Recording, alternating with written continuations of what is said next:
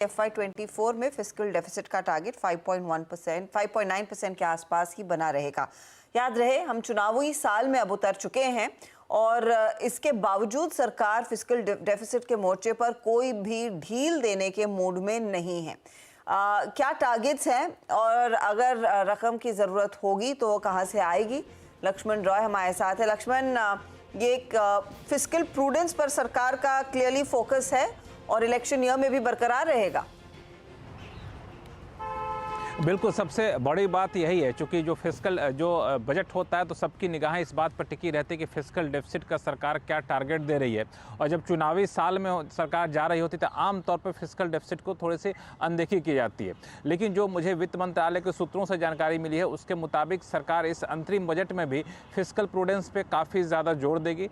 Fiscal deficit में बहुत ज़्यादा छूट देने के मूड में सरकार नहीं है या फिर नरमी बरतने के मूड में सरकार नहीं है। और जो चालू कारोबारी साल का फिस्कल डेफिसिट का टारगेट है जो 5.9%, उस पर तो सरकार मुझे लगता है बरकरार रहेगी। हो सकता है कि 5.9% से भी कम का आंकड़ा दिखाए चालू कारोबारी साल के लिए। अगले कारोबारी साल के लिए जितना इस साल है उतना तो रखेगी, उसमें और कटौती करे तो आश्चर्य नहीं होना चाहिए। लेकिन फिस्कल डेफिसिट यहाँ से बढ़ेगा नहीं, ये सरकार जरूर सुनिश्चित करेगी, जो अब तक बजट को लेकर चर्चाएं हो रही है। तो फिस्कल डेफिसिट के मोर्चे पर सरकार काफ़ी ज़्यादा सख्त रहने वाली, अड़ी रहने वाली है। तो अब पूछेंगे चुनावी साल है, खर्चा बढ़ेगा, पैसा कहाँ से आएगा? सरकार तीन चीज़ों को लेकर बहुत ज़्यादा आश्वस्त दिख रही है। एक तो टैक्स कलेक्शन का जो ग्रोथ रेट है, सरकार का मानना है कि आने वाले सालों में भी ये बढ़ता रहेगा। जीएसटी कलेक्शन देखिए, दिसंबर का 10% से ज़्यादा ग्रोथ रेट दिखा है पिछले साल के मुकाबले।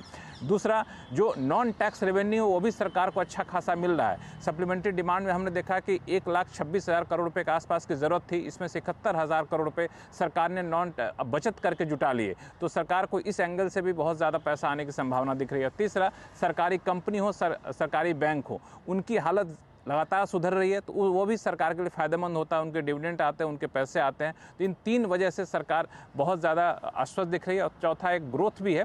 ग्रोथ 6.5% से ज़्यादा रहने का अनुमान सरकार मान के चल रही है। तो ग्रोथ ज़्यादा होगा, जाहिर तौर पर टैक्स कलेक्शन बेहतर होंगे। इसलिए फिस्कल डेफिसिट के मोर्चे पर कोई समझौता शायद सरकार ना करे।